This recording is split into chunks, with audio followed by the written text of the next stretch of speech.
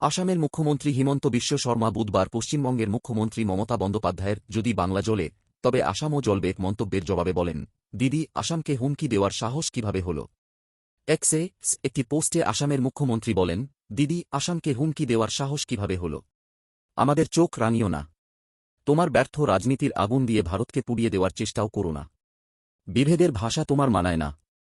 এর আগে আজ কলকাতায় একটি জনসভায় বক্তব্য রাখতে গিয়ে পশ্চিমবঙ্গের মুখ্যমন্ত্রী মমতা বন্দ্যোপাধ্যায় অভিযোগ করেন যে প্রধানমন্ত্রী নরেন্দ্র মোদী তার দলকে ব্যবহার করে কলকাতার মহিলা ডাক্তার ধর্ষণ ও হত্যা ঘটনা নিয়ে বাংলায় আগুন লাগানোর চেষ্টা করছেন এবং সতর্ক করেন যে যদি বাংলা জ্বলে তাহলে আসাম, উত্তর পূর্ব, উত্তরপ্রদেশ, বিহার, ঝাড়খণ্ড, ওড়িশা এবং দিল্লিসহ অন্যান্য রাজ্য জ্বলবে এবং আপনার চেয়ার উল্টে যাবে।